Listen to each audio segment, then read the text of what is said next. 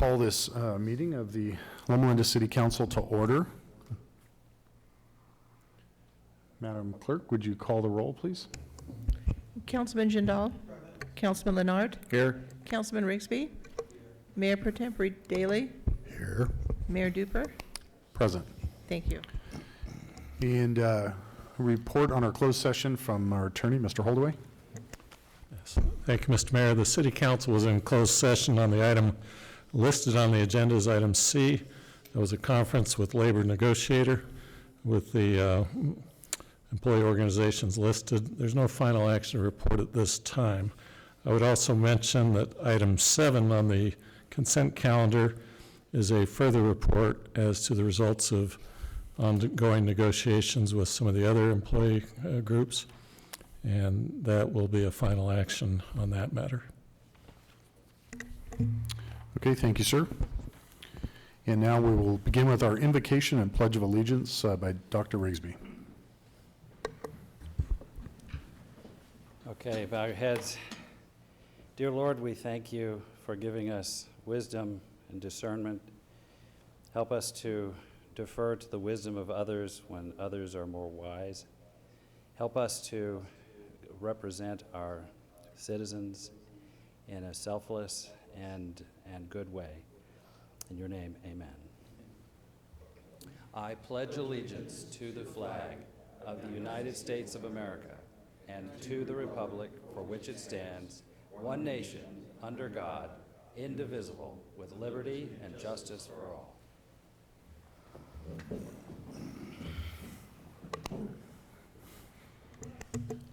Okay, before we get started, there's a little bit of an echo in the chamber, so I'm not sure if there's something we can do. Let me see. How about, oh, that's perfect. Perfect. Thank you guys very, very much. All right, Mr. City Manager, are there any items to be added or deleted? No, sir. Now we'll move on to our public comment section. Is there anybody in the public here in the room or online that wishes to make a comment about anything that is not on the agenda?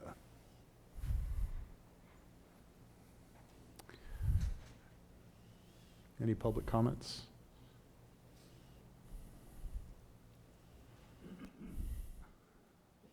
Nope, not seeing any. Okay, nobody's waving at me. We'll move on.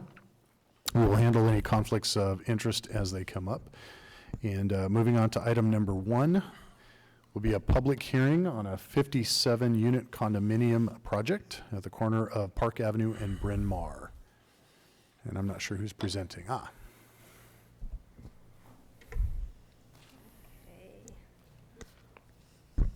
Bring it down a little. Okay, well, good evening, Mayor Duper, council members, new council members, members of the public. My name is Lorena Matarita, and I am the Associate Planner for the City of Loma Linda. Tonight, I am presenting the first 2 projects to be proposed within the boundaries of the Groves at Loma Linda Specific Plan. Excuse me. Yes. You're 6 feet away from anybody. Do you mind? It'll be easier to understand you. Without my mask? Yeah. Thank you. Thank Wasn't you. sure. Okay, so some of you on the dais and in the audience might recall having attended the public engagement workshops and were involved in the design of the document. As a result, your input was included to help create a plan that was not only consistent with the general plan, but one that would provide high-quality design and development while meeting all state and local requirements. So to begin, my first presentation tonight is for the precise plan of design application and tentative tract map for a 57 residential condominium unit project. The applicant is Lewis Investment Company, and they are proposing to construct 57 residential condominium units with shared open space and 164 parking spaces on a 4.4-acre parcel. Along with the design application is tentative tract map application 20031 to allow the creation of a single lot condominium map. To give you an idea of the existing setting, the lot is vacant. It's on the southwest corner of Park and Bryn Mawr Avenue. The general plan land use designation is Special Planning Area D, and it is zoned plan community. In fact, pretty much everything inside Special Planning Area D is planned community, with the exception of the institutional sites, which are owned by Residential Unified School District. The actual site is within the groves at Loma Linda Specific Plan in Planning Area 3-2. If you remember reviewing the specific plan document, there are 3 phase concept areas. There was the first one with the ambulatory, with the VA healthcare facility. The second one was the Citrus Trails master plan site, which is basically all of Lennar. And the third one was primarily city-owned property, and that was the most recent phase that was reviewed and adopted. So the specific site is intended for high-density residential up to 60 dwelling units per acre. Surrounding the site to the west is vacant RUSD. Up north is what I said earlier, the VA, and also the Woodlands Preserve area, just slightly northeast. To the east will be the future Central Park site. And south is just more vacant successor agency property with the park further south. Okay, so to give you some idea of the background and history. In June of 2018, we had a joint hearing with Planning Commission and City Council where you approved and adopted the Groves at Loma Linda Specific Plan, a city-initiated project for a 300-acre site located entirely within the designated Special Planning Area D of the General Plan Land Use Map. That particular evening, an environmental impact report and mitigation monitoring report program was adopted. November of last year, Lewis Investment Company submitted a precise plan of design application for the review of the architectural styles and configuration of the 57 proposed condo units and amenities, along with the tentative tract map. In December of 2019, the project was presented before Historical Commission. They reviewed the architectural styles and they made recommendations for elevations that evening. They motioned to approve recommendation of the ratification of their certificate of appropriateness because it's also within the Mission Overlay District, the Historical Mission Overlay District, and approve the design project.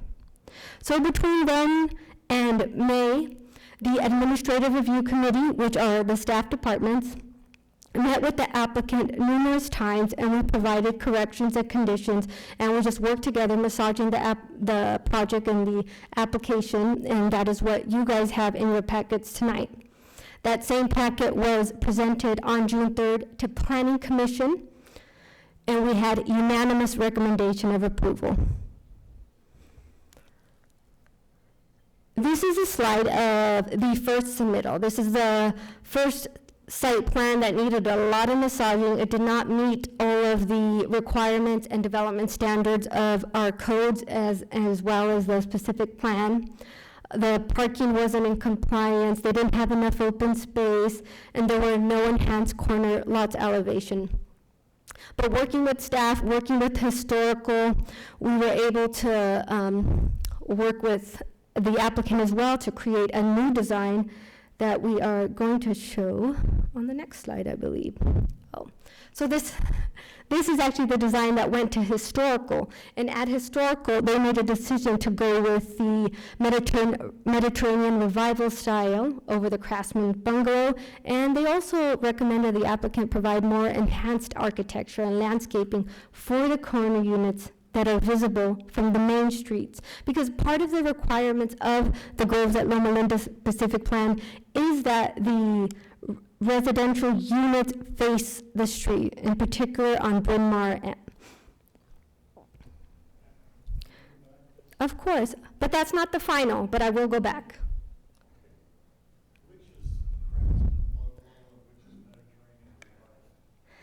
This is the Craftsman Bungalow, and this is the Mediterranean Revival. Mm-hmm. Yeah, and the next slide, you're going to see a better rendering where we'll explain each element a little bit better for you and all the features. So this is the final submittal in terms of the rendering. It is Mediterranean revival style, which includes a variety of colors for contrast and distinction, as well as architectural elements appropriate to the period it represents. The architecture and landscaping chosen for the development will help create the pleasant street scene that we expect in Loma Linda. Here's a copy of the site plan and tentative tract map. Again, the map is to create a single lot condominium map for 57 units on 4.4 net acres. It includes 19 different trio sets. So to better explain that, this is one trio set. So plan 1, 2, and 3. So there's 19 for a total of 57 units. Each home will have a 2-car garage. Guest parking is also available. Main access is going to be through Park Avenue, which is north of the site, and Bryn Mawr Avenue. And there's also be private internal streets that are complying with all city street codes. There'll be a minimum 10 feet distance between the buildings established across the community to provide more open space for residents, as well as access for fire department and other emergency vehicles. There's also going to be shared paseo and communal gathering spaces, barbecue areas at each of the shared paseos and communal gathering spaces. And on a later slide, I'm going to show a landscape plan that will better show that. So here are elevations. I'm going to explain the elevations to you because it might be confusing on the PowerPoint. You do have copies of the project plans in your packet, but we have plan 1 in the back. On the PowerPoint, it kind of mixes all the colors, but they are different colors. They all do represent a different type of white or beige. So plan 1 is in the back. Plan 2 and 3 are forward and facing the street. Here's another set and different color schemes.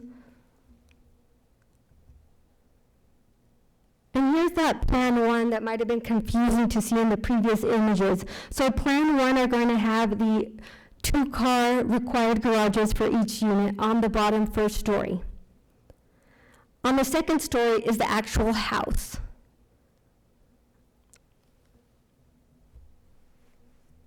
So in terms of Mediterranean revival and the elevation details, what we're going to see are details such as clay pipes, shutters, entry trimways, tiled entry trimways, iron grills, wood corbels, all representative of that Mediterranean revival style. And here are a few more, again, more iron details for each design. Okay, so here's the floor plan. This is the first floor. Again, each structure will be 2 stories. So the first floor you're going to see in plans 2 and 3 are the ones facing the streets mostly. You're going to see all your basic amenities or needs and necessities such as living room, kitchen, either an option for a additional bedroom or office. And on that plan 1 in the back, those are all garages. So the homes are going to range from 1,370 to a little over 1,500 square feet in size. There will be 3 different floor plans available with 8 different elevations, and there's not going to be any same style or floor plan next to each other. So the second story is where you're going to see your bedrooms, with the exception of plan 1, which is the entire house, which could be accessed through the deck area or through the garage. There's going to be 19. Yes, so there's 19 trio sets for a total of 57 units on that particular site that allows up to 60 dwelling units. You're saying that particular plan is single instead of split into 3? No, okay. No worries. So there's going to be 3 different floor plans and 8 different elevations. But to explain, if this was Bryn Mawr. This is Plan 2 and Plan 3, and Plan 1's at the top. So the Plan 1 at the top is that unique one that has garages on the bottom and the entire house on the second story. I see. Mhm. And there's also going to be 4 sites on this 57 condo map that will allow for a third-story option, which is allowed in the Groves at Loma Linda's specific plan. It is going to be determined based on what the market wants, so it might not even happen, but that we did allow room for a third-story option. Okay, the landscape plan, throughout the landscape, we're going to be seeing 25% of the site covered in landscaping with trees such as crepe myrtle and holy oak. Again, there's going to be shared paseos between the sets of homes, communal gathering spaces, barbecue areas at the end. Other studies that were in your packets was a fire turning radius plan, trash can plan, photometric plan, lighting, WQMP, grading. So the applicant definitely went above and beyond and provided all the plans that future departments, at least when it goes to a plan check, are going to require too. That way we could be ahead of the game before they actually get to plan check. Now this slide, I am showing the materials and colors boards. I do have the actual material and color boards out here at front. If you'd like me to pass it around, I can do that too. At Planning Commission, we didn't meet in person, so I had to have a slide. So just to let you know, the applicant did choose materials and colors that was suggested by the adopted grove-specific plan, meeting the minimum 3 colors per elevation requirement. And most importantly, the colors and materials chosen are based on historical precedents for the chosen architectural style. So for Mediterranean revival, we're going to see red tile roofing, variations of white stucco on the exterior walls, colorful tiles, and a lot of whites while incorporating warm blues, reds, and greens.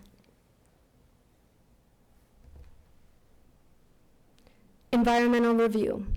So the environmental review or environmental impact report for the Grove specific plan was adopted by this Planning Commission and City Council in June of 2018, along with a mitigation monitoring reporting program that listed requirements for future projects.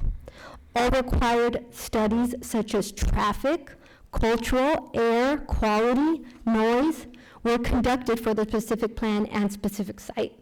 The residential proposal and site was previously analyzed with the adoption of the EIR. Therefore, the submittal is exempt and no further environmental review is necessary. The adopted mitigations for this specific site will continue to apply, as well as the new conditions of approval for the design submittal. CEQA Guidelines Section 15182 states, where a public agency has prepared an EIR on a specific plan, no EIR or negative declaration need be prepared for a residential project undertaken pursuant to and in conformity to that plan. So in conclusion, the applicant has made every effort possible to provide the most appropriate design and layout. It complies with the goals of the general plan and the Groves at Loma Linda specific plan. It is compatible with existing and future uses in the area. Conditions of approval have been set in place to ensure appropriate compliance with mitigations and city standards. Findings were provided in support of the current proposal and approval. So staff, Historical Commission, and the Planning Commission are recommending that this City Council approve the precise plan of design application 19206, tentative track map number 20031, ratify the certificate of appropriateness, and determine that the project is exempt. I am available for questions, and tonight we have Mr. David Milanarski in our chambers. Oh, sorry. Tonight we have Sage McCreed in the chambers tonight to answer any questions, and his team is also on Zoom to answer questions. Thank you.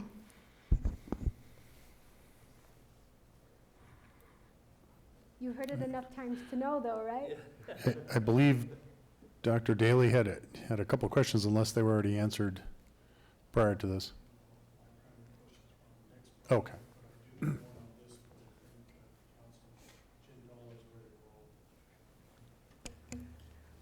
Thank you, Dr. Daly. So during the planning commission, Commissioner Karpenko asked if solar panels were provided on the buildings. There's no answer in here. I was just wondering what the answer to that was. I will invite the applicant to answer that. I believe it's required. Yeah, so the updated California Building Code does require solar on all new home constructions. So we will be working with a merchant builder in this project, and we do expect to have solar on each of the homes. Mhm.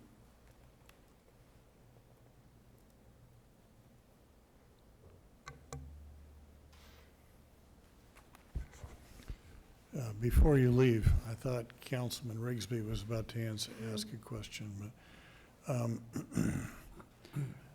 one of my pet peeves with a lot of Southern California developments, and this will be a comment that I will repeat for the next development as well.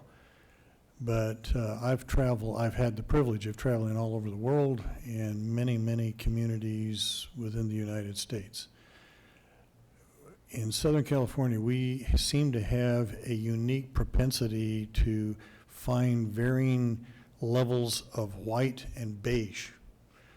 And if we get really bold, brown. And it's boring as all get out. And so I like the project. I have no complaints on the project. I mean, it's a high-density project, so you are appealing to a certain socioeconomic level for potential buyers or renters. I'm not sure how that will work. And the project looks nice. I went through it pretty carefully. But from my perspective, the last thing we need is more white and beige. And that seems to be the style for nearly every project we get. I go to Mexico because people say, well, that's what we're Southwestern California or Southwestern United States, that's the way it is. It's not the way it is everywhere. It's not. But it is in Southern California. But if you go to the nicer communities, and even some that aren't upscale communities, occasionally you find one that has some really interesting, not the architecture so much as the colors. So that's my only negative complaint. Otherwise, I think you've done a nice job in the layout and in, selection of tile and building some variety in, and you've managed to create a design that squeezes a whole bunch of condominiums into a relatively small space. To have one style condominium that's basically on the roof of all three garages is pretty unique. I've never seen that before. So you've been creative and done well, but this probably should have come from the Planning Commission, but I struggle with the lack of creativity in how to design places that look different. In the community that I live with, which isn't necessarily upscale, and we've lived there for 30 years now, and it used to be either beige or gray, but at least they had gray. But over the years, people have painted their houses different colors, and it's made the whole community look more interesting. Different colors of garage doors and entry doors and stucco and so forth. So it took us 30 years to get there, but it looks a lot better. I just don't understand why developers are so stuck on this white and beige option. So maybe you can enlighten me. And when you speak into the microphone, if you can take your mask off so we can understand you. Yeah, thank you. With pleasure, thank you. I appreciate the comment. I think it is an apt observation. One of the challenges that we had with this project is to try and respect the historical nature of this area, and one of the directives that we went into this project with was to come up with an architectural style that was reflective and respective of the historical nature of this site. And so we looked back at the California bungalow and the Mediterranean revival styles when we went to the Historic Committee.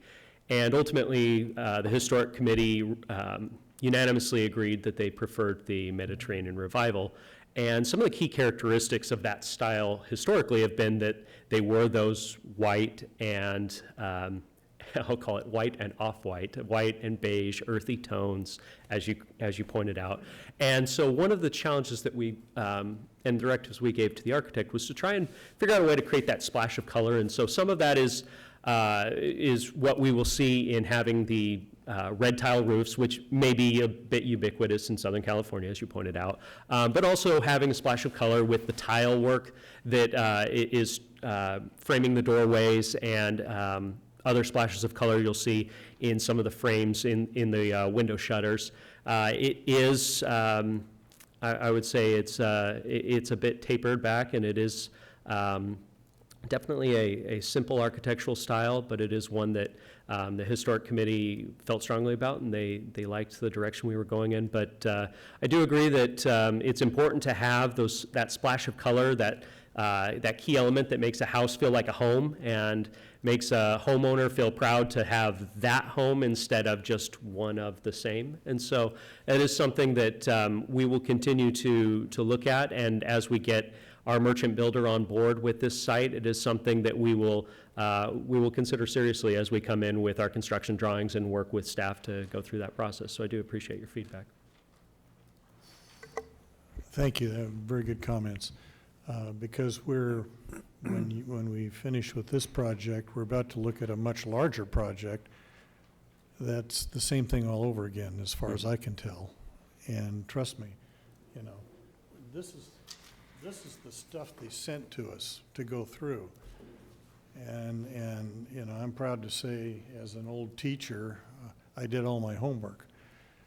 But that's one of my concerns, is that we're going to develop Area D, and it's going to be different variations with all the same colors. Mm-hmm. And so that's my more global perspective than just your design.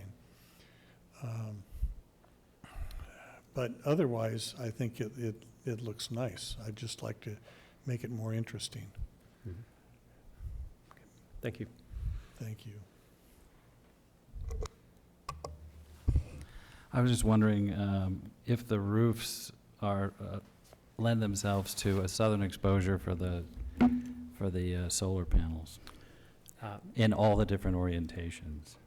Most of the homes are facing east and west, and so they will have some exposure to the southern, to the south. You will have very few roofs that are directly exposed to the south, but each of them should be able to pick up enough direct sunlight in order to make the solar panels fairly efficient there. Okay.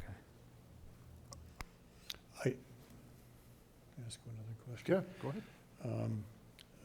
And I'm sorry I didn't ask this earlier, but is this going to be a homeowners association operated neighborhood? Yes, that's correct. So we can feel confident the lawns are all going to look appropriate and et cetera? Yes, in fact, that's one of the advantages of this product that we see, is that because it is because it's all on a single lot, condo lot, the front yards, or what would typically be a front yard, is actually HOA common area. And so you don't run into the issue where you have the manicured lawn next to the weed jungle that you sometimes see, and frankly becomes all too common in some of our master plan communities, where we have, in those circumstances, you have an HOA where we're sitting on the board tearing our hair out trying to get homeowners to be responsible for their lawns. Well, in this case, we'll collect the homeowner's dues and we'll send the landscaper in and take care of it ourselves. So we will have a uniform landscaping design and maintenance across the entire site, which should just add to the street scene and should just add to the the nice landscaping that we'll have across the entire site. The paseos should be very welcoming for the residents to gather when hopefully we can gather again and enjoy some outdoor space and some barbecue areas and hopefully make some good memories out in this community. I appreciate that because, I periodically will drive around different parts of Loma Linda. And when I drive through an HOA community, you can tell. If I drive through just a planned community, I can tell. Mm-hmm. And I say that a little bit tongue-in-cheek because we're in the process of re-landscaping our yard. So I've got one of the yards with dead grass and weeds, but it'll look a lot different in 2 weeks. But thank you. Thank you. Okay. I'm sorry, one more. Go ahead. I got a few questions, or two. First one thing I was happy to see is that we're using a lot of water,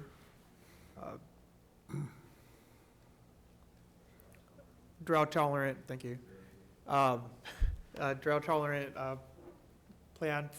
Can you just speak on how these were picked and the turf sod that seems to be used for the gathering area, how drought tolerant that is? Because I see on the Wukols it's high. If there was any alternative for that, and just how the other ones were picked for this plan. Sure. Well, the credit for the plant palette goes to RHA Landscapes and to Lauren McHugh over there. She and her team have done excellent work for us on this community and on prior communities, and so I give the credit of the plant palette and the selections to her. But the thought process that goes into the plant palette is as Southern California has moved towards, people don't always love the term drought tolerant, so we usually call it California native or California friendly plants. And so the thought is that as we've become more and more sensitive to water use, we want to strike a balance between California friendly plants in areas that are going to be more passive areas that will provide aesthetically pleasing plants and a little splash of green to break up some of the earthy tones that you see in the architecture, while also balancing that with the intended use. And so in some of the paseos where we expect people to run their dogs through there and kids to play Frisbee, there really isn't a low water California friendly plant that holds up just quite as well as the higher water needing plants like the turf that we have there. So we did select turf in the paseos with the intention that those would be somewhat heavily trafficked and that we needed a plant that was a little bit more resilient there. But for the other areas, the street scenes, the areas that you have between the homes, we felt like a California native or a California friendly plant was more appropriate there, would lead to some potential savings for the future homeowners, a little bit less maintenance for the homeowners association, and ultimately would still provide a very nice aesthetic and would be very compatible with the architecture that we've selected. That Mediterranean revival architecture really does speak to the history of California, and so we felt like California native or California friendly plants would really enhance that architecture. Thank you. Second question, so one thing I know a lot of residents in general, whether it be Loma Linda or other cities, are concerned about is lighting at night. Mm-hmm. Are we expecting, can you just describe what the lighting would be like at nighttime? Sure. So we will be conducting a photometric study on this site in order to make sure that we don't have light pollution into the homes. But we do expect that we will have streetlights on Bryn Mawr and on Park Avenue, likely some streetlights in the interior street. The alleys themselves will be lit by carriage lights that will be on the units between the garages. And then in the paseo areas, we envision some lit bollards are the likely solution there. Of course, we will need to complete our photometric studies, study that site out before we reach a final determination, but that will be conducted with the input of staff. And at this point, the vision is that those will be lit either with bollards that are in the landscape area themselves, or depending on what the photometric study points out, if we need additional light, then potentially there's light coming from carriage lighting that's on the units themselves, or potentially another higher light that we have in the landscape area. Thank you.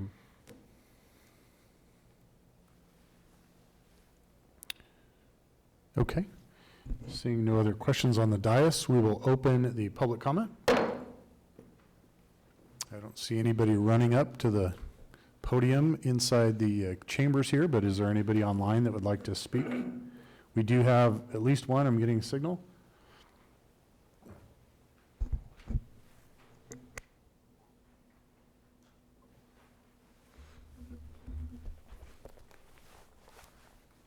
Good morning. Good morning. Good afternoon. This is Ed Bondeman with Joseph Bondeman Associates. How's everyone doing? We can't hear up here on the dais. You want me to start over? Yeah, that's better. Test. 1, 2. Test. 1, 2. Is it good? Good. Can everybody hear me? Yes? Yes, go ahead. Thank you. I was asked to join this meeting. Actually, I sent an email to Lorena, the planner at the city, and she was able to answer a few questions for me.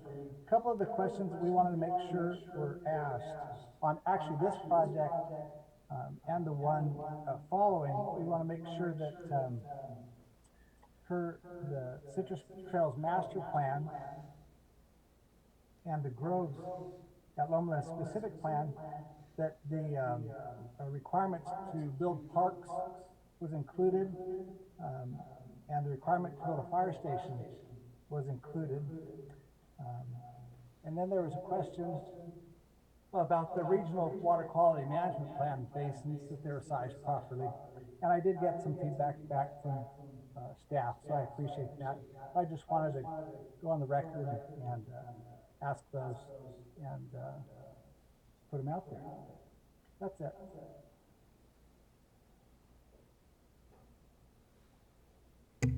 Okay, thank you very much. Do we have anyone else?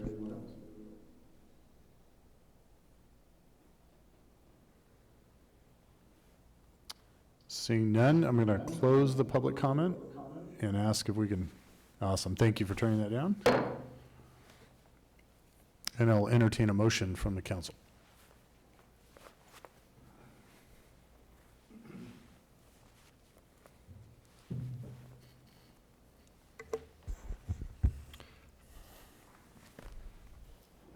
I will move the project, but this is not a contingency, but a request that you look at how you can boost the, how to make it more interesting in terms of color and variety and so forth. And I respect Councilman Jindal's concern about water conservation and so forth, but at the same time, we're looking for interesting communities that make Loma Linda attractive, and there's a lot more planned for Area D, and so I think this would be a good place to start. But I will move approval. Again, I can't make a contingency, but with an urging that the developer look at ways to bring more color in, make it more interesting. Thank you. Second? Okay, we have a first and a second. Madam Clerk, would you please call the roll? I'm sorry, you want to read it more? Specify the 4 parts of the recommended action. Ron, if you could read Okay. A through D there.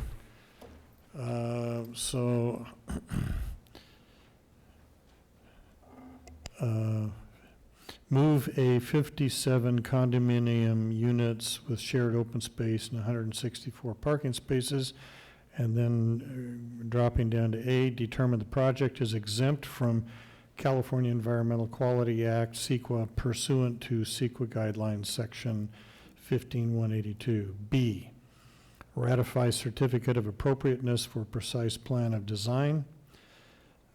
C, approve tentative track map number P20-031 for map 20320 to allow the creation of single-lot condominium map for 57 residential units on a 4.4-acre lot based on the findings contained in the staff report and subject to the conditions of approval. And D, approve precise plan of design, number P, as in Paul, 19-206, which includes the proposed architectural styles and design configuration based on the findings contained in the staff report and subject to the original mitigation measures adopted on June 12, 2018, and added conditions of approval. Is that enough, or did I overdo it? I think that is a good summary of the recommended action as stated in the staff report. Okay, thank you. Thank you. And confirming, Mr. Jindal, you second that as stated. Got it. Thank you. Thank you.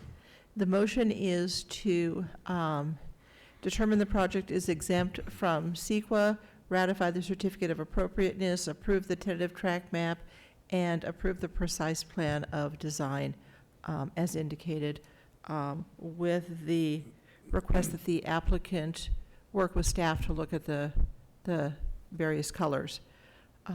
Councilman Jindal? Aye. Councilman Lenart? Aye. Councilman Rigsby? Yes. Mayor Pro Tempore Daley? Aye. Mayor Duper? Yes. It passes unanimously. Thank you. Thank you very much. Moving on to item number 2. I'd like to make a comment, please. Yes, sir. I'd like to welcome Lewis family back to Loma Linda, and we look forward to your design for the triangle, the business property that you have. Thank you, and we look forward to seeing the design as well. That's with our retail team. They do excellent work, and I know they have some interesting ideas that they're working with staff to bring forward. And I will certainly pass the word along that the city of Loma Linda is looking for interesting color. Hot pink and purple. All right. No, And no. per Councilman Rigsby, pink and purple. No. I'm just reflecting the wishes of Councilman Daley. Right. Interesting and tasteful color. Got it.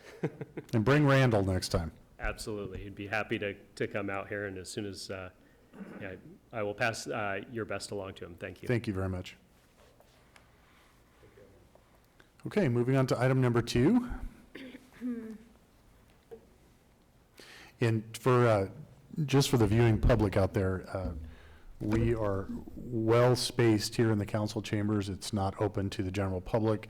And so we enter and leave wearing our masks, but for position and so we can understand each other, that's where we opt to not wear them, but we are properly distanced, so. Thank you. And thank you for doing your homework and reading the staff reports, because I know there's a lot of information this time around, and this next project includes even more slides and more time, so please be patient. If I miss anything or if you have a question during my presentation, just let me know, because I'm working off the assumption that you read the staff report, but I'm going to try my best to give you all the information that I think you want to know, and I will begin. So this next presentation is for a precise plan of design application for 213 residential apartment units for senior living. The applicant is Bob Coberly with Citrus 2020, and the project manager, David Milinarski.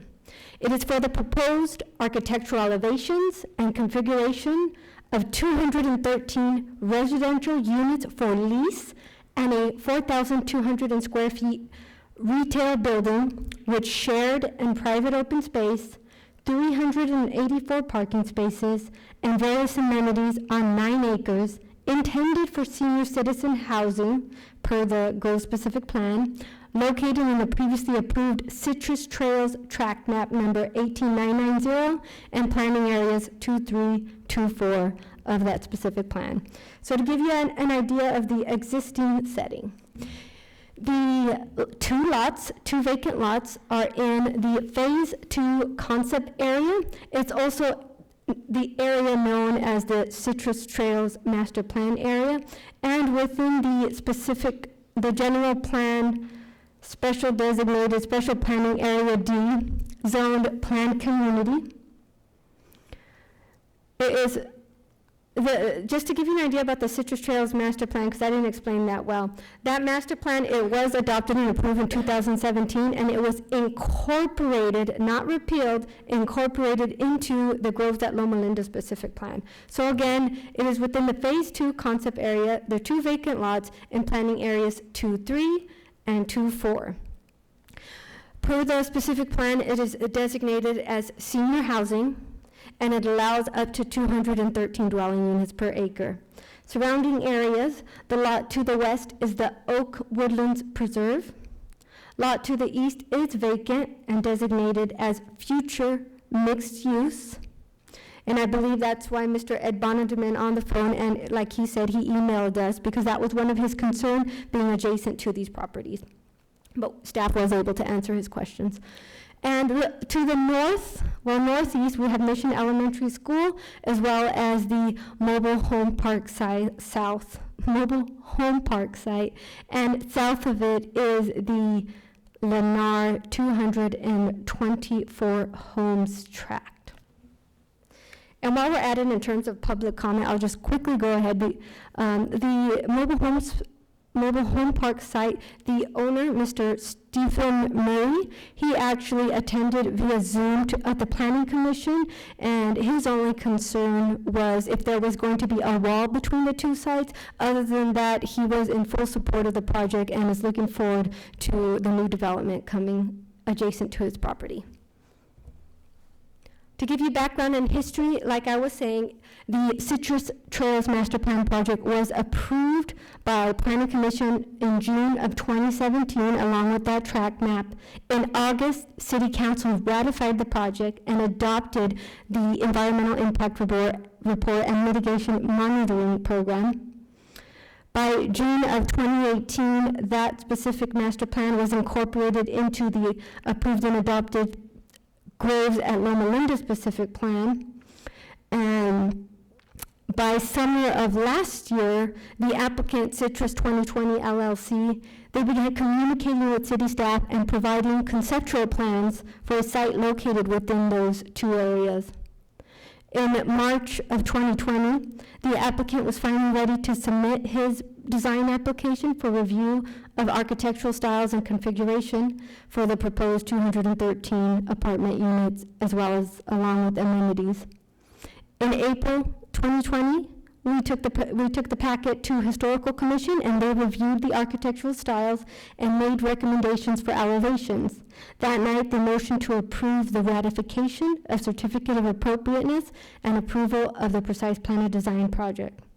Between then and now, we met with the applicant numerous times, each department. We worked with them to ensure the proposed design and configuration is consistent with the general plan, the specific plans, zoning, and all applicable codes. Last month, June 3, we presented before Planning Commission, and there was a unanimous recommendation of approval. So I'm going to give you an idea of the existing setting. So this is north property line site viewing towards the south, viewing towards Park Avenue in the South Hills. This is viewing, if you're standing in the center of the site, looking west, you'll see the VA healthcare facility.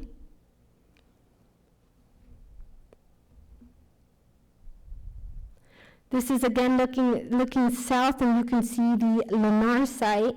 This is if you were on the site, the project site. And now we're going to present a video of the existing setting, just to give you a better idea of where this planned development is going to take place and what it's adjacent to.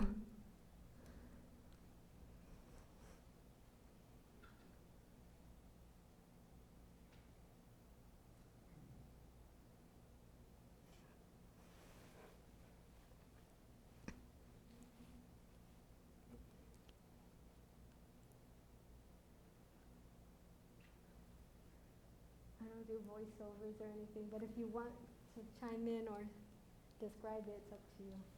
Well, the video's gonna be over soon. This is just the Is there- site in Is there front of you. sound or music or anything with it? Not on this one, no. This is just an aerial shot. You're actually leaving the southeast corner of the site. That's Park Avenue in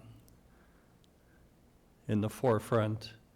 It was that green pasture. You had a little retention basin. Yeah. You're looking south now towards the Lennar project and your future community park across the street. It looks much different today, but that's the, and you know the area as well as anybody, so. There's another animation that's going to come forward, and maybe I can do the same. Sorry. Yeah. Was this drone footage or was this an animation? Drone.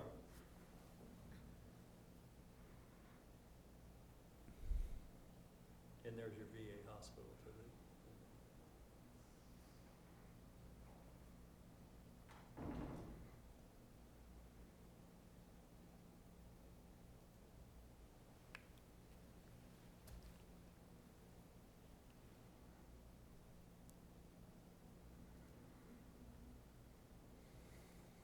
Is this the, No. That's later for the presentation. That's the surprise. Okay, so. Okay, so when he first presented the project to us, like I've said in the earlier presentation, we're working together with the applicant and the other departments to massage the design and making sure that it's complying with all the minimum requirements. And when we finally get to the final submittal, not only is it complying with the minimum requirements, the applicant usually exceeds and goes above and beyond. So I will present those. Oh, but this is also the first rendition of the rendering, just to give you an idea of how far we've come along. Okay, so then the final site plan. Just to give you an idea, like I was saying, it is 2 parcels, parcel 1, parcel 2, approximately 9 acres in size. Main access is going to be through Park Avenue, 2 separate driveways, ingress and egress, 2 separate driveways. There's going to be 4 main buildings on the site, which house 213 units and includes the manager's unit. Each unit will have 1 individual covered parking space, as well as guest parking found throughout the center, including parking for people to park on the adjacent site that is going to be adjacent to the Oak Woodlands Preserve that the applicant will be improving. Also, parking will include electrical charging stations and solar paneled carports. There's going to be plenty of private and communal open space, outdoor and indoor. 17,000 square foot of amenity areas, and those amenities are going to include a fitness center for yoga and meditation, cafe and a market. The applicant's currently in discussion with Goodwin's Market, wrapping room, outdoor theater, movie nights are in the works. They're planning to have a library. Of course, Wi-Fi is going to be available, pool, jacuzzi, billiards room, even a salon and barber shop are planned for this site. And residents will have at least 3 parks walking distance. So the final submittal rendering. This development has been designed to create a pedestrian-friendly and architecturally attractive streetscape that is creative, achievable, sustainable, and maintainable. Each building will reflect the contemporary interpretation of colonial revival architecture with symmetrical design elements and classic building materials on all 4 sides. Materials include stucco, brick, and masonry elements and embellishments like recesses, offsets, and window size variation. The leasing office, which is the image up here, cafe and retail space, will incorporate notable features from Frank Lloyd's Usonian and Prairie architectural styles, such as horizontal orientations, flat roofing with large overhangs, open usable areas and large windows, and the design will also include Southern California William Crystal's famous butterfly roof. And these are the renderings. Some additional renderings, and in these specific renderings, again, the color is not as good as a PowerPoint and as I'd like it to, but you do have a copy of the elevations, and in that copy of the elevations, you'll at least be able to see where the applicant has decided to incorporate colors that pop, as well as many other additional features and elements. Highlighted. So elevation details, these aren't renderings, these are the elevations, and on the elevations, the applicant has included the keynotes such as brick veneer, cement, metal guardrail, just things that you need to know that we will be seeing on each side of the elevation, as well as, like I was saying, these colorful awnings that are going to be on the retail portion side adjacent and facing the street. Another elevation page of other buildings. Remember, there are 4 buildings. So here's a copy of the landscape plan. 34% of the entire site will be covered in landscaping. The project includes common green space areas on site and trails incorporated along the perimeter of the site to enhance the aesthetics of the community.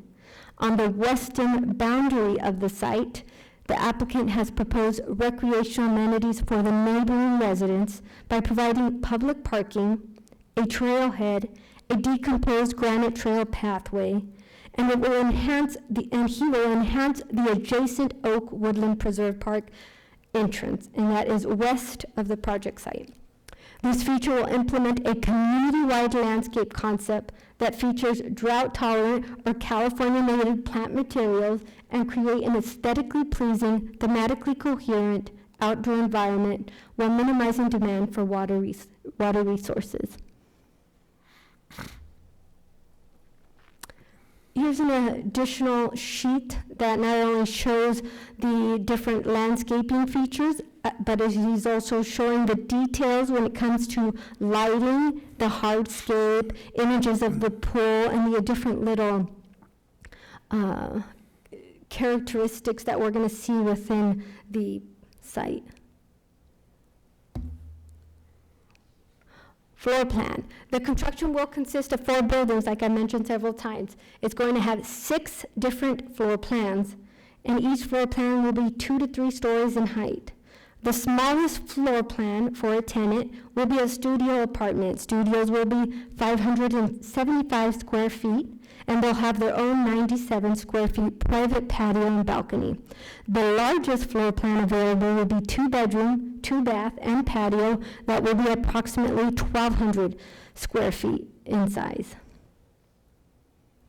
And just to give you an idea, because I know you couldn't see clearly on the site plan, so on this particular floor plan, you see Building 1, and Building 1, you see the retail market here in front that's going to be adjacent to park, the gym, the massage place, a club, lounge, meeting room, leasing area will be all here in the Building 1 adjacent to Park Avenue.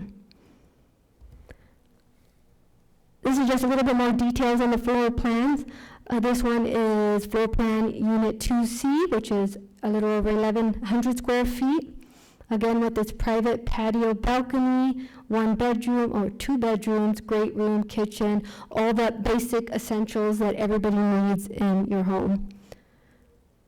Here's a smaller 1-bedroom unit, 781 square feet, but again, all the basic necessities of a home, as well as private open space patio balcony. The applicant has also provided details for the proposed fences and walls that will be surrounding the community. They're going to be decorative walls that will include lighting, and they will be complying with the minimum and maximums, whether it's for the height and material. Okay. So materials and colors board, we are meeting in person, so we do have the actual physical material and colors board if you'd like me to pass it out. If not, we have it here in the PowerPoint. He did choose materials, colors, and treatments that were suggested by the adopted grove-specific plan. He's meeting the minimum 3 colors per elevation required, and most importantly, the colors and materials are based on the historical precedents for each of the allowed architectural styles within the Mission Overlay Historical District, as described earlier in the rendering slide that was about 10 slides ago. So this project and this applicant did provide a lighting and photometric plan. So he provides the details there, and they are complying with all of our city requirements. If I remember correctly, there's no spillage onto neighboring properties, and he also provided the types of lighting that they propose to bring to the community, even including these hanging swag lights.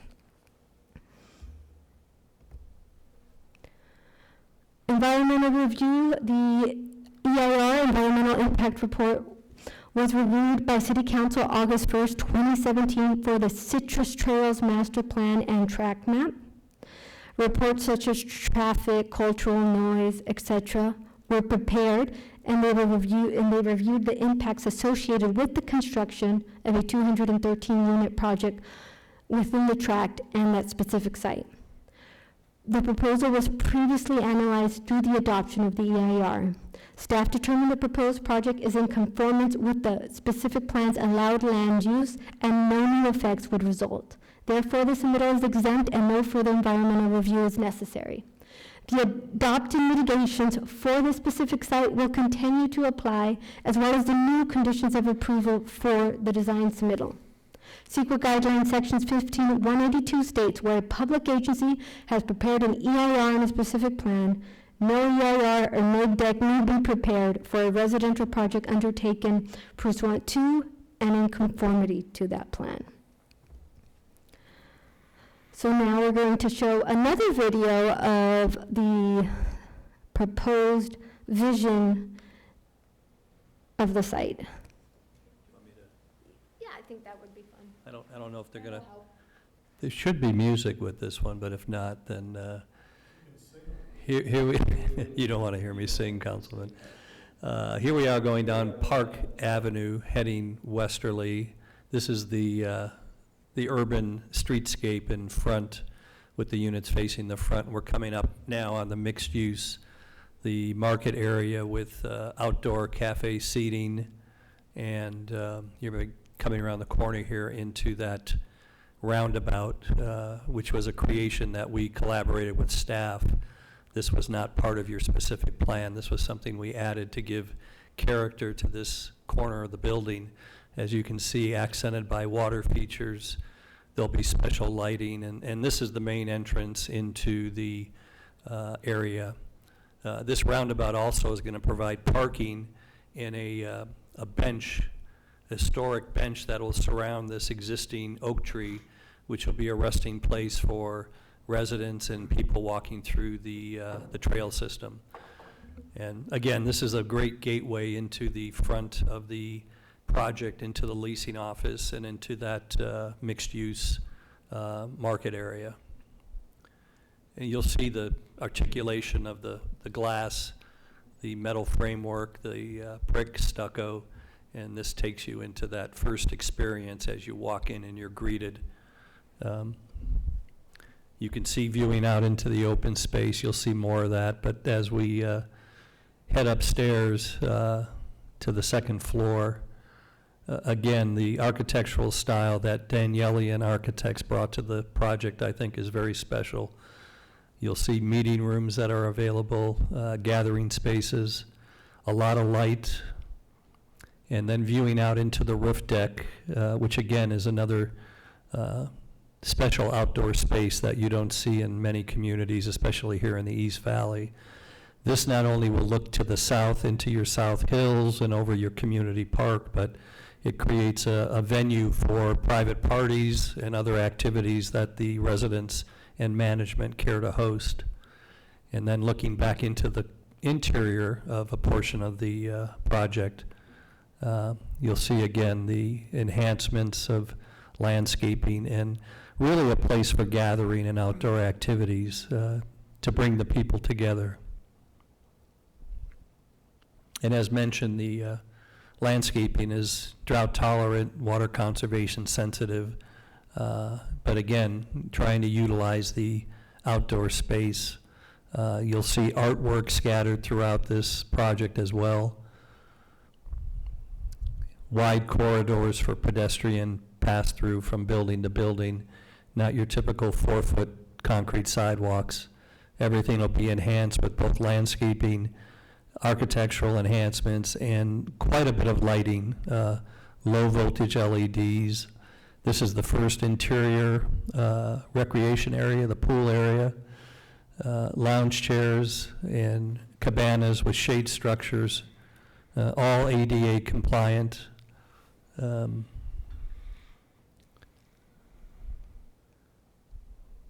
Quite a large space. And again, considering that this is for active, age-restricted seniors, it's not the type of pool environment that you might find at a, at a Club Med setting. This is supposed to be very tasteful and very inviting. Your characters don't look like age appropriate characters. Yeah, well, animation only goes so far. Sorry about that.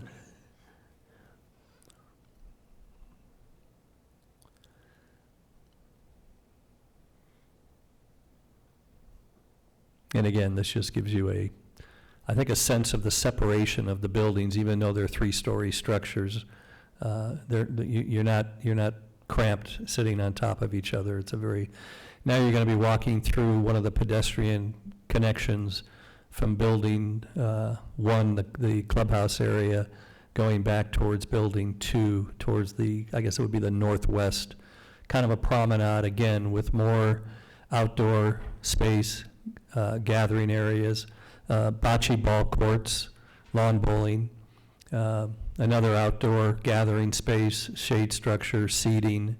Now you're walking towards the far northwest corner of the building. This is building 2, which wraps. This is an outdoor gathering space again with a kind of a amphitheater setting where we could have outdoor activities, movie nights, or any other activity that needs to be planned.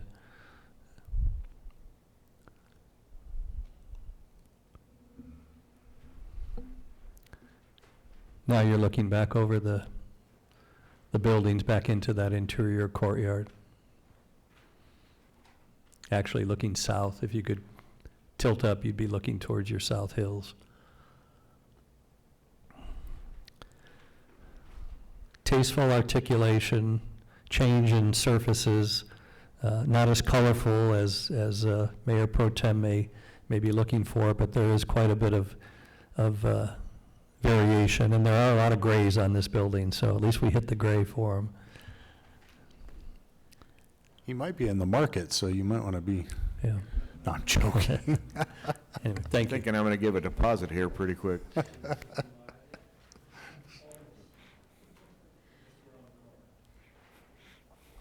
Okay, I think I'm almost done. Let's see. So that brings me to the conclusion. So, the applicant has made every effort possible to provide the most appropriate design and layout. He complies with the goals of the general plan, Citrus Trails master plan, the approved tract map, and the Groves at Loma Linda specific plan. It's compatible with existing and future uses in the area.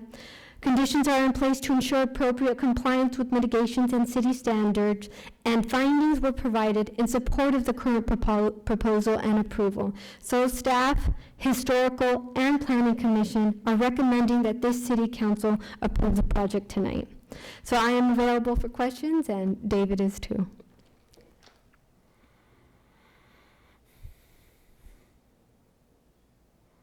Councilmember Jindal? Thanks. So I wanted to follow up on the Historical Commission. I saw Commissioner Wiley and Chairman Stewart mentioned a few things, starting off with the LED accent lighting. Looking at the plans, the lighting looks phenomenal. The LED accent lighting that Commissioner Wiley had asked for, can we get a little bit more information what they were requesting, and were we able to put that in the project? David, I know you answered that during the Historical Commission. Do you recall? Sure. David Malarski with Transtech representing the applicant. Yeah, I mean, the lighting, landscaping, and water features, and there was also a couple of fire features that are going to be incorporated into here also. Very sophisticated, levels both low profile LED lighting for pathway walking, uplighting and downlighting of the trees and of the palm trees. But again, within certain regulations not to spill over, so just to enhance the landscaping. The cafe area, courtyard area, the outdoor seating, all of that lighting will be integrated, even some of the lighting within the water feature at the corner intersection. You know, this development group has been successful in delivering, oh gosh, I think we're up to 1,300 units right now in the donut hole over in the Redlands community. High-end market rate, luxury, resort style, not what would be suited here, of course, but if you ever get a chance to tour those facilities, and we'd be happy to take any of the staff or council members, you'll see the quality of detail and the sensitivity that goes into this. So I think the city will be pleased. And the landscape architect and Danielian, who's done a great job with the features of this project, and you can see from some of the amenities how they're set up. We'll be working very closely with your staff and make sure that the lighting was something that was highlighted, and we're going to really do a special job for you. Thank you. And with the solar, I see that the solar will be included on the covered carport parking. About how much of the total project will that solar supply energy for? Boy, you know, I don't have those calculations. I know we have representatives from Danielian in Zoom if they want to take a shot at that, but I don't really recall what the percentage of the total consumption is. I don't know if they can I don't know that right chime in offhand, off of Dave. if they have a response to that. Dave, can you hear me? Hello? Let's see if anybody picks up. Yeah. I don't want to misquote. Hi, this is Joanne. Can you hear me? Yes. Yes. Okay. So we have a energy consultant working on the project, and she has calculated the amount of kilowattage that's required for the project, and that's been related to our solar consultant. As far as the exact number, I don't have it ready for you right now, but we do have it calculated, so it meets the requirements.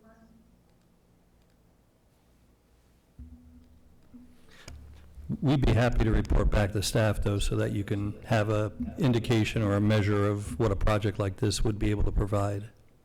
Yeah. Correct. And the engineering and the calculations for that. So at this stage, those kind of calculations aren't typically done. The project Got it. Thank you. Yeah. Provide. And obviously, we'd like to generate as much as we can to offset the cost, so that's the goal. Right. Yep. Yeah, and then final comment, love your proposed plant palette. A lot of it is low water use, so that is very happy to hear.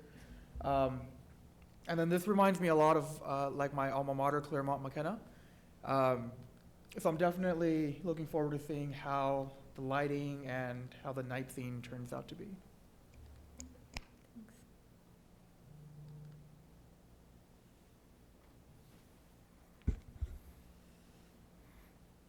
No, I have questions. I'm waiting for Councilman, because I tend to ask a lot of questions. Councilman Leonard to get his questions answered first. I don't have very many. I like the project. It looks really good. I'm impressed. I mean, normally senior centers you go to and you look and see ones that have been built in the past, and it's just kind of nondescript, just kind of buildings sitting up there. And you guys put a lot of thought into that. I think it really looks nice. It looks like a place that, you know, I would like to be in myself someday. Maybe not too quickly. Yeah. But We can start shopping here shortly, yeah, I can start John. shopping, maybe put a deposit down on that corner right there. But, no, I think it looks really good. I was gonna, well, it's more of a comment than a question. I'm sorry, Dr. Rigsby. I don't know your other projects, but what sometimes does happen with a lot of these senior housing developments is they start out very, very nice and very pristine, and then over time, something happens with some of the management. And so I know it's very hard to predict and to talk about things maybe 5, 10, 15 years down the road, but it's just as important to make sure we have the right management team in charge. Sometimes what happens is seniors initially move in, and then family members start to move in on top of that. And we have a particular location in town that's a very nice, beautiful location, but it's been experiencing some challenges lately with just exactly that problem. So I know that's not for discussion here necessarily, and it's hard to commit to that management piece, but it's important to talk about that. Well, I would just like to footnote that the ownership is the management. That is not outsourced. This is part of the integral package. And again, they have made a commitment to this area of the East Valley. They're going to be managing and maintaining, 2,500 units or more locally, which means that it's a very well-run professional machine. And again, I would encourage any of you to just stop by the projects and just see the way, after 5 years, the first project that was built is maintained.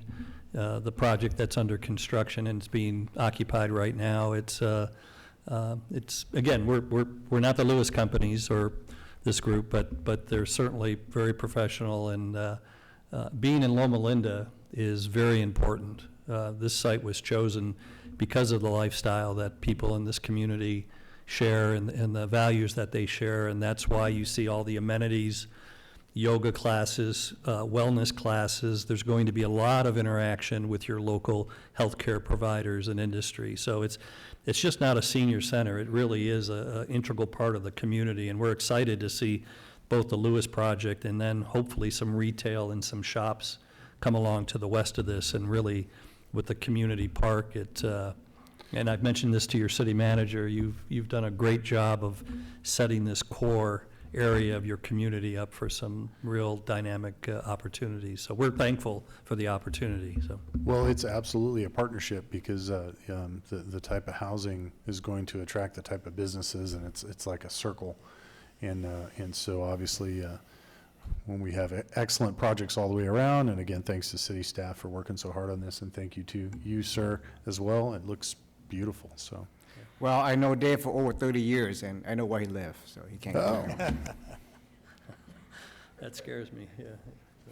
Anyways, thank you. Dusty, you have questions? You don't have any? You don't have any? Let me begin by complimenting you. I agree with comments made by Councilman Lenart and the mayor. It's a beautiful project, and I was particularly impressed with the landscaping plan and the variety of options for tenants that would be in these condos. Let me be more specific. Let me first give you just, a snippet of my background. Before retiring into this role, I was Dean of the School of Dentistry. Now, that's not relevant, except that fundraising is a part of what I had to do, which meant I had to travel a lot, and I've been to many, many of these facilities, many.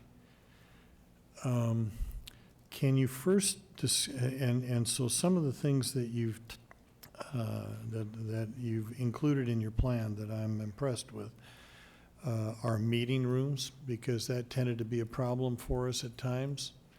When I would need to meet with some groups of people, meeting rooms were sparse or non-existent. So I appreciate that. A gymnasium. Not very many of the places I've been, and I've been to a lot of them, not many of them had gymnasiums. I think that's more current than it was true in the past. I'll tell you that among the challenges I would run into when I was looking for a specific alumnus to meet with him or her or multiple people, signage just to find where I was trying to get to was a problem, more often than not. So you address lighting, which is also critical. Do you have a signage plan so that people can get to where they're trying to get to? And I can name even local facilities that have a problem with this. Yes. Well, there will be identification throughout the project, and I guess you could call it signage, but Whatever you want to call it, it doesn't matter. Tasteful embellishments.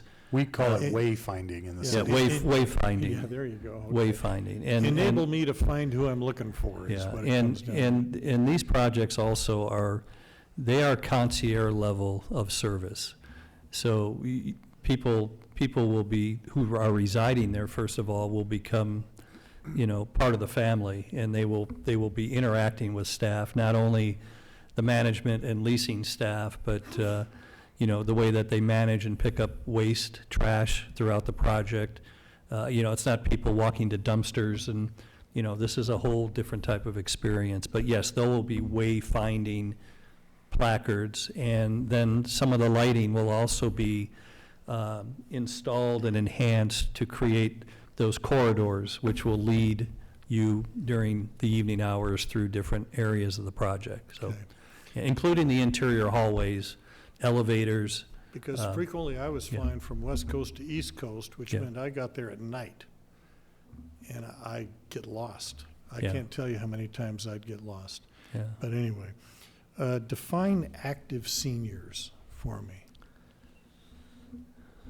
Well, we're talking. Down, hold it, I'm- Dusty. First of all, I'm not an expert in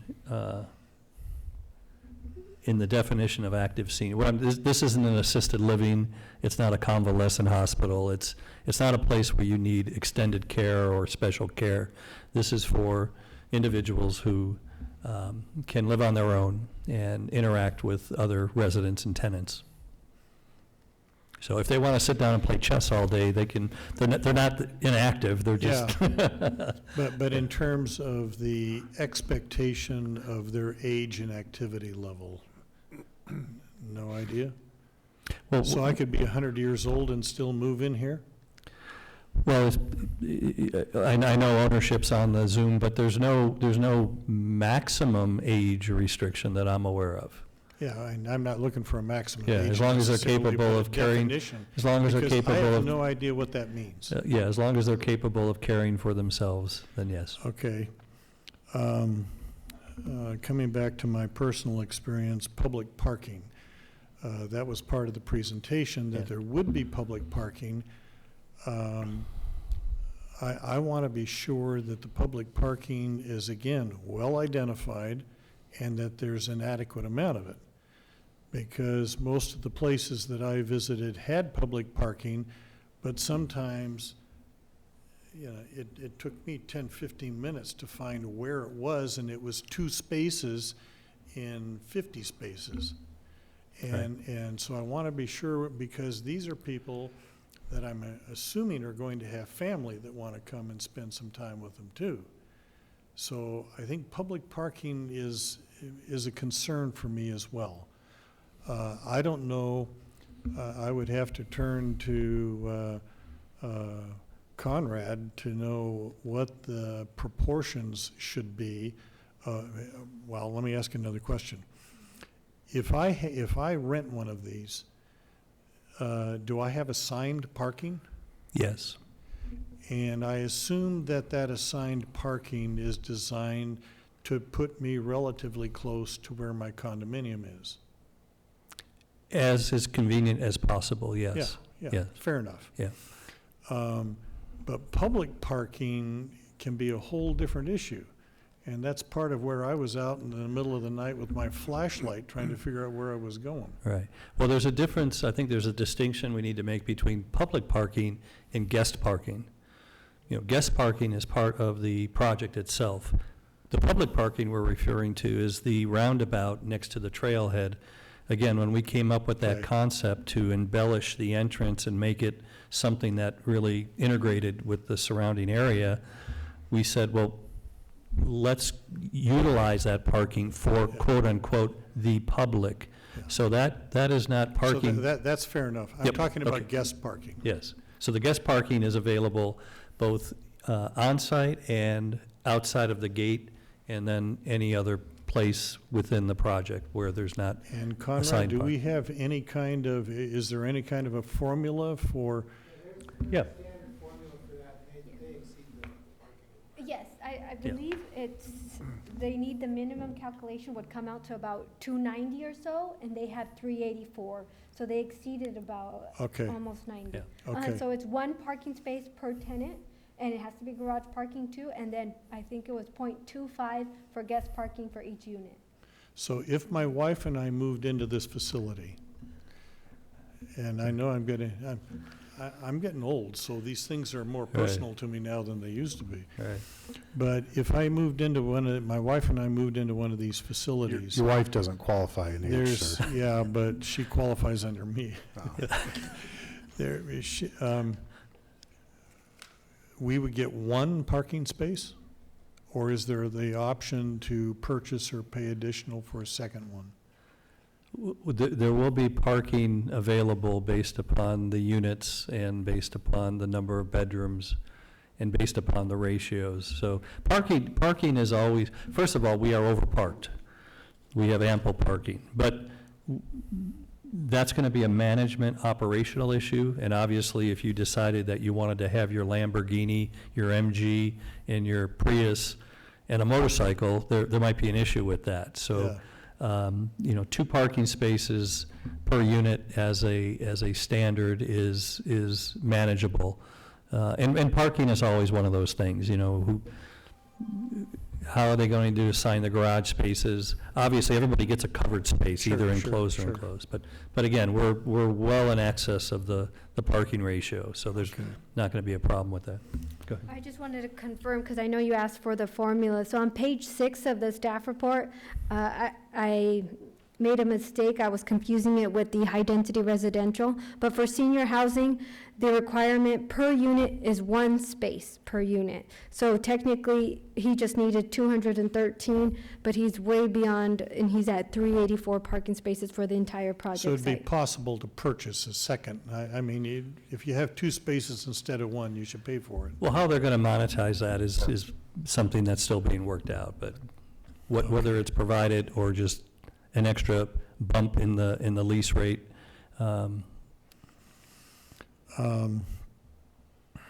2 other issues. One of them, I mean, I'm not going to repeat everything I already said about making a project interesting by having some color in it. You heard my comments Yes. earlier. I stand by those, and my support for this project is going to be dependent on that as well.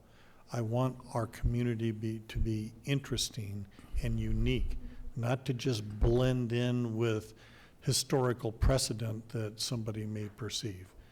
And I'm only, as you can see, I'm only one of 5 voting members here, but I Right. feel strongly about that. Because a lot of places I've been to, most places I've been to, there's a lot more interesting architecture and color than we have in California. We have sunshine, but Right. yeah, outside of that, it's like we're Spanish. And then I go to Mexico, and they've got color all over the place. Anyway, so here's the make or break issue for me. And I may need some help from Conrad on this one too. And that is that one of the issues when my mother became elderly meaning late 70s, early 80s, she was healthy as can be, except she had weak knees. And we went and looked at a number of different facilities. And I have been, as I've already said, to multiple facilities that simply lacked elevator access. And I see that as a problem, and a big problem in this access. And Conrad and I sat down and went through this carefully today. And when you've got a 3-story complex, and I don't care how active people are, they're going to want to have an elevator. When we rent a condominium in Maui, when we're bringing groceries in from Costco, I want to bring them up on an elevator. I don't want to have to hike up several floors of stairs. And the older I get, the more strongly I'm going to feel about that. And I believe, and for me, this is make or break. And so I will probably vote against the project tonight because I believe that you can pass the expense of additional elevators on to your tenants. That's an additional level of luxury that I think many Loma Linda residents would appreciate. But if I've got to walk 200 yards to get to, and I think that's what we measured out, so correct? Huh? 200 feet. 200 okay. feet. Okay, 200 feet. And depending on where I am in the complex, it could be multiple 200 feet segments to get to where I'm trying to go to. I have, what is it, 4 elevators we counted today? There's 3. 3. Is it 3? There's 3, yes. Yeah. And in a facility this size, to me, that is, and again, I love the project, and I've tried to complement all of the strengths that I see in it. And overall, I want to be supportive. But I've been to too many of these places where they simply lacked elevator access. And they could fill the lower floors, but the higher they got, they had more and more problems because people didn't want to deal with the stairs. And that was true with my mother when we were trying to move her into a place. So in my view, this is a beautiful project. I want to be supportive of it. But if you guys, as big as your operation is, can't include more than 3 elevators in a project this size, it's inconceivable to me. So I'm just being honest with you because it's a beautiful project that I want to see us get. But that simply does not add up for me at all. Yeah. Well, I think there's 4 elevators in the project, and a normal ratio. First of all, I don't care what normal is. If you were building this in Beverly Hills, which Loma Linda is not Beverly Hills, you'd have an elevator in every hallway because that's the clientele you're trying to attract. And in this case, you're trying to take care, I assume you want to provide appropriate access and care for your residents. Right. And if they've got to hike very far, Right. it just doesn't add up for me. And I didn't mean, Mayor Pro Tem, that we're parsing words about standards. I just wanted to relate that, for 3-story structures, and I know it's a senior, it's not a family project, and quite frankly, elevators with families is even a worse situation than having to walk a little bit. But 1 elevator per 100 units is a standard that is throughout the industry. So 4 elevators would mean serving 400 units. We've got 213 units, so we're double the norm. We're twice the threshold. And we've also tried to relate these elevator corridors within the buildings and then connecting them with breezeways. So yes, you're right, and depending upon where you park your car. But, that's part of living in, higher density type developments. And, it'd be wonderful to put 7 elevators in, but So from what's the downside? It's going to cost a few extra bucks. well, Which can be passed along to, if I've got more elevators where I live, then I expect I'm going to have to pay for that. Is that something that can be changed in the future, adding more elevators? well, we can certainly take a look at the layout, the corridors, to see if there is ample room, configuration to enhance that experience for the tenants. Obviously, designing on the fly isn't something that Sure. anybody likes to do, but ownership has agreed to take a look at that and see what they could do to Because when we looked at Yeah. we looked at the plan, and we looked at various apartments, yeah, go ahead. and where the probable parking would be, which we assumed would be somewhere adjacent to that, and then you start tracking, you know, if I'm bringing home groceries and I've got to climb 3 flights of stairs, and, you know, I mean, it could get more dramatic than that, but I'm just telling you, I think that would be, There's 4 on site? There's 1 in each building? Right. Okay, then I missed one on the plans. So there's 4, 1 in each building, and what we can do is work with the applicant if there's 1 per building, kind of look at the location of the elevator to work out a path of travel to minimize distances. So it's not really a rework, but it's something we can just kind of shove things, you know, kind of look at where we're at as far as the location of the elevators. Because if there's 1 in each building, the quantity, when we looked at it, saw 3, so we must have missed 1. The quantity well, looks one of like- them is near the, I don't know what you call it, the office or headquarters. Right. Correct, Right. in that Yeah. center corridor. Then but in terms of the others, there's 3. 1 in each of the residential buildings. Right. But they may not be in the best location, so we'll work with the applicant to kind of get them in some place so that we can get a decent length of path of travel for them, if that works. So, because the concern is how far do you have to go, not that you're waiting for an elevator. True. So if we can get them so that they're positioned to minimize the path of travel from your car to the elevator to your unit, then that would resolve the issue. So, give me confidence that that would happen. If we vote for it tonight, you know, then they've got their approval. We will work with them on that. And we will work with staff. That's, the plans you have, or even as this, are conceptual. They will change as we get to building plans. There will be modifications from what you have now to building. And these are conceptual plans. We'll be as consistent as we can. And in that process, we will also adjust the elevators as much as we can to get them into a decent path of travel to limit the distance. I can't tell you it'll be Yeah. 50 feet or 100 feet Yeah, or yeah. where it's going to be, but we will work with them on that. But you understand my consumer perspective on this. Well, first of all, it doesn't matter if I understand it, I respect it.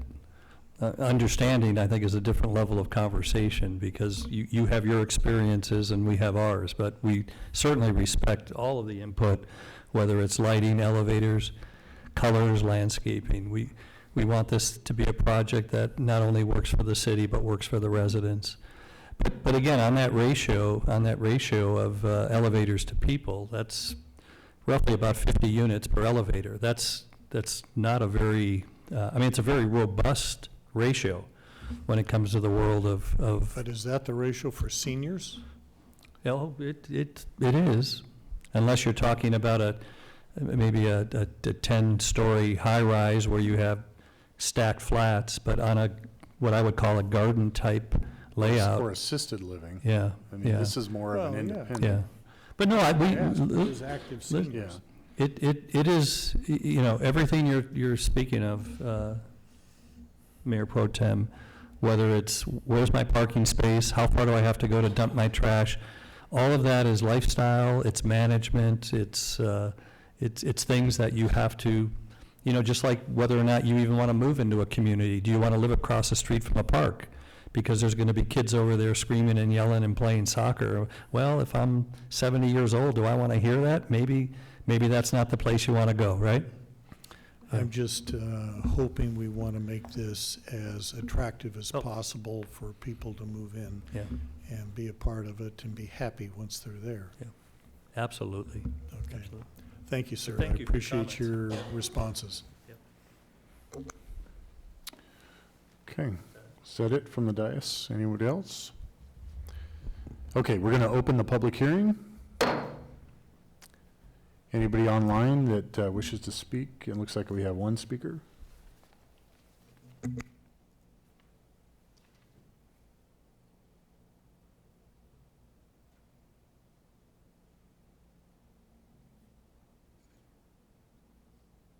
Hi, can you hear me okay? Yes. This is Mike Boyd. I'm the architect on the project, and I just wanted to kind of reiterate what Dave was just saying, that this, the ratio of the elevators is pretty consistent with this market, the active seniors. We do a lot of multifamily in our office, and just a straight market rate project would have fewer elevators. We took a lot of pains to try to get a good distribution of the elevators throughout the building so that there wasn't one path of travel that exceeded any other greatly. And I just did a rough estimate. It seemed like it was more like 150 feet or 160 feet maybe at the most from any given unit to the nearest elevator. But those are all really good points. And parking distribution, elevators, the path of travel, all that is so important, and it all will contribute to the success, the market success of renting this project up. So our client is very motivated to give them all the amenities they need. So I just wanted to reiterate that we did put a great effort into trying to comply with that.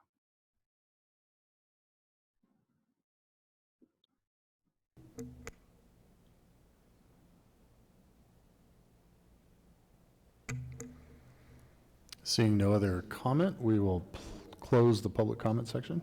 Hi, this is Ed Bondeman. Oh, I'm sorry. Oh, it's okay.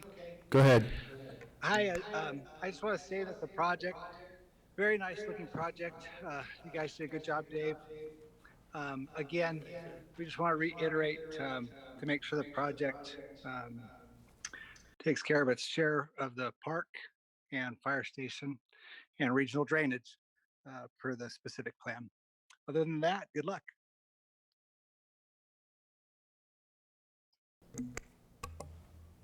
I'm sorry, we have one more, Dr. Risby? I just thought of a question. I hate to ask this question, but how do we deal with Area D with the 15% requirement for affordable housing?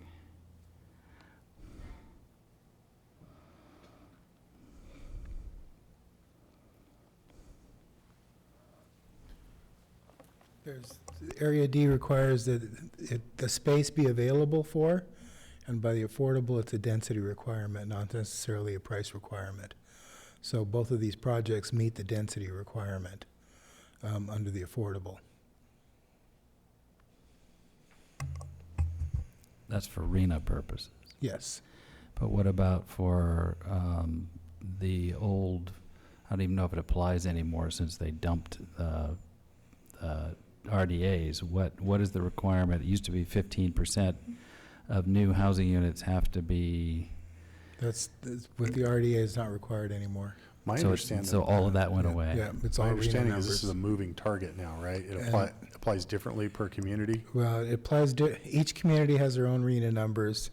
Outside arena, though, I've heard that now. Ours are pretty much doubling this year. Yeah. So it becomes a function of density, not actually having the dollar value Yeah, of the if unit. it's just RENA, that's completely a different issue. Different. And then those units can be absorbed in different parts of the city that are more suited to, like the senior project over on Poplar, can absorb those kind of units.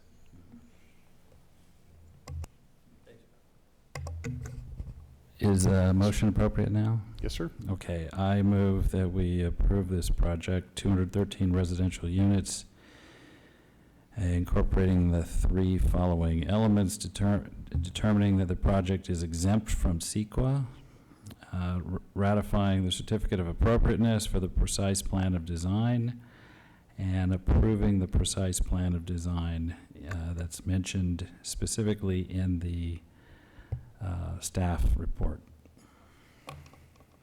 I will second. Okay, we have a motion and a second. Properly made motion, I might add. Thank you, Dr. Rigsby. Madam Clerk, would you please call the roll? Thank you. The motion is to determine that the project is exempt from CEQA, to ratify the certificate of appropriateness, and approve the precise plan of design based on the findings contained in the staff report and subject to the original mitigation measures and added conditions of approval. Councilman Jindal? Aye. Councilman Leonard? Approve. Councilman Rigsby? Yes. Mayor Pro Tempore Daley? Without addressing the elevator issues that we've been discussing, I vote no. Mayor Duper? Yes. And it passes. Thank you. Thank you very much. If I could, Mayor, before we leave, I just wanted to thank staff. I didn't have a chance to do that during my comments, but really working with your staff, your city manager, Conrad, Lorena, obviously, and I can go through the list, but it's been a real pleasure. Really enjoy working with this community, and I know that the team, you know, Danielle and the UCR group and all the players that are involved in this project, they're very excited to be part of this community. So we really appreciate your confidence, and we look forward to bringing this project forward very soon too. So thanks again. Appreciate it. Thank you very much. Thank you for obviously doing your homework and our background as a blue zone community, and so hopefully this will help us maintain that trend. So thank you. Moving on to the consent calendar. Move it. I have a motion Second. and a second. Madam Clerk? Okay, the motion is to approve the items on the consent calendar.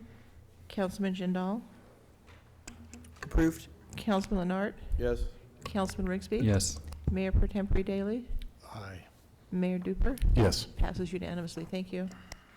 Okay, item number J, which was old business, started last council meeting, has been moved, continued to August 11th. So we will pass that. Any new business? Nothing from the city manager. Any reports of councilmen? Hearing nothing. Reports of officers. And we will adjourn the city council. Moving into the housing authority. Do we have any items to be added or deleted? No, sir. Any oral reports or public comment? Seeing no motion from the IT folks, we'll move on to the consent calendar. Move it. Second. First and a second, Madam Clerk. The motion is to approve the items on the consent calendar. Councilman Jindal? Aye. Councilman Leonard? Yes. Councilman Rigsby? Yes. Mayor Pro Tempore Daley? Aye. Mayor Duper? Yes. Passes unanimously. Thank you. Thank you. We will close that board meeting and move on to the successor agency to the redevelopment agency agenda. Do we have any items to be added or deleted? No, sir. Any oral reports, comments from the public? Seeing none, we'll move on to, well, there is no consent calendar on this one. It is. It was Move last. the minutes. We have sorry, we have first? Moved, yes. Second? Madam Clerk? And the motion is to approve the item on the consent calendar. Councilman Jindal? Aye. Councilman Leonard? Yes. Councilman Rigsby? Yes. Mayor Pro Tempore Daley? Aye. And Mayor Duper? Yes. Thank you. It passes unanimously. And that concludes that council agenda. Thank you very much for your time this evening.